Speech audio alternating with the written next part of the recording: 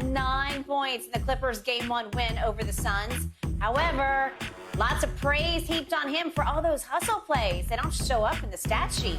Game 2, the Clippers lost, but Russ dropped 28 points. Tonight, Russ and the Clippers host the Suns. They are 3-point home underdogs, though, according to Fox Bet Sportsbook. Shannon, will Russ be the reason the Clippers win or lose tonight? Neither. Don't stop, Skip. I see what you're doing. I'm not doing it. Yeah, you try to vilify Russ. I'm not trying to vilify. Skip, the man had in Game 2, he played one of his best statistical games, his most efficient games, and they lost. He played one of his worst efficient games, one of his worst statistical games in Game 1, and they won. So he can play good and they lose. He can play bad and they win.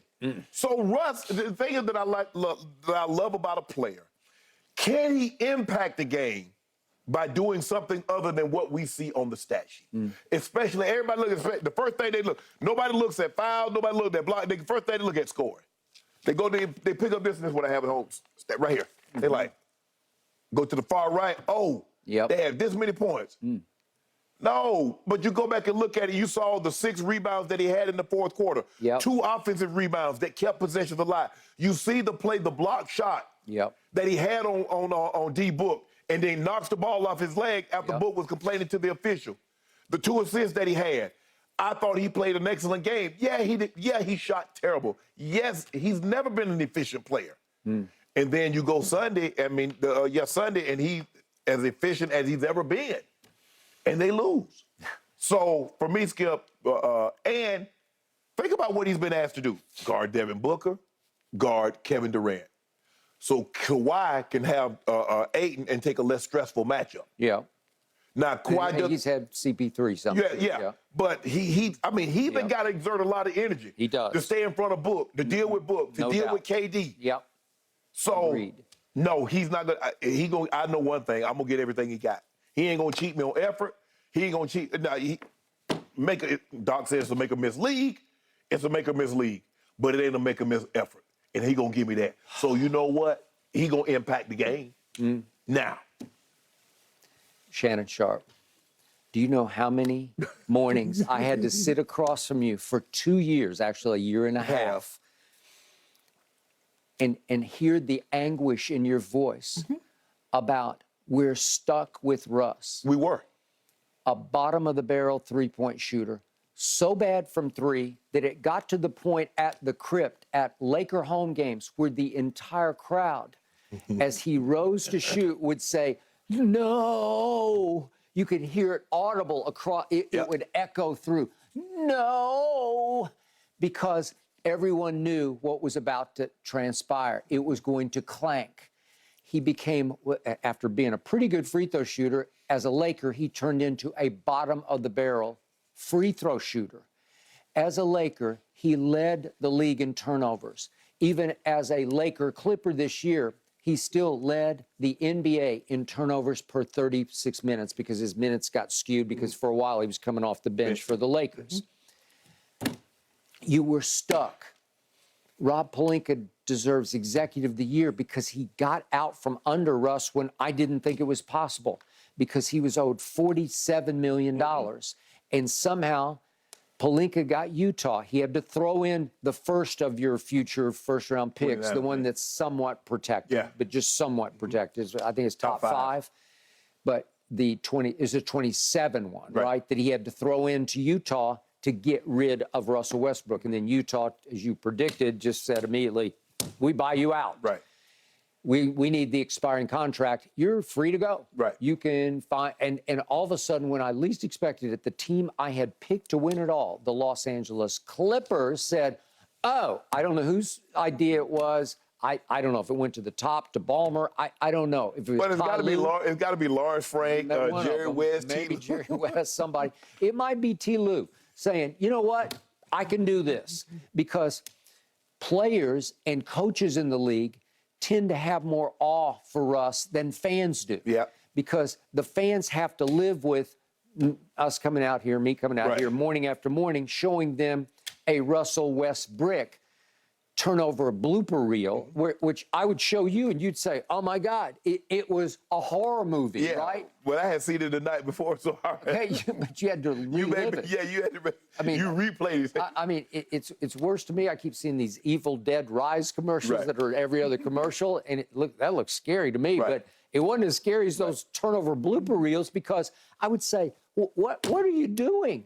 He would leave. It's not like he's in his second or third year. He's in his 12th year, whatever he is, 14th year. Yeah, we're all the way up there.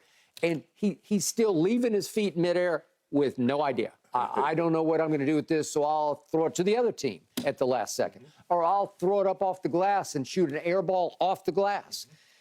So to your point, in game one, the two turning point plays at the end of the game, he's 3 for 19, and he drives it into the lane with no idea what he's going to do. And at the last second, he says, I'll step back and try to shoot this on Devin Booker. And he should have been 3 for 20, because the shot is not going to go through the hoop. It's going to hit the glass too high. It's going to Westbrook off the rim, and Book fouls him.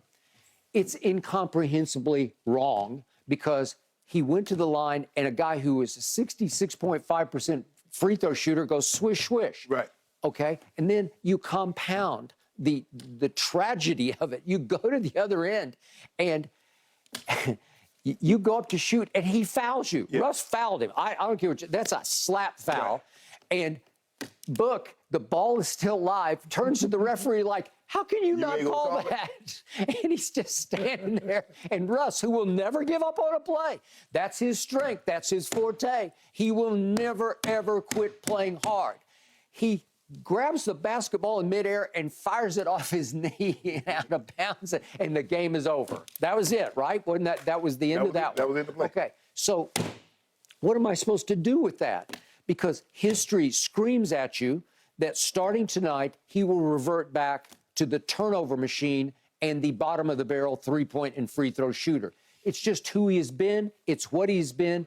And yet, T. Lue is saying, I got this. I'm going to show the Lakers I can figure out Russ in ways that you failed to. What if the expectations of Russ is different, and so he doesn't feel the pressure to live up to Skip? You know what the Lakers gave up to get him.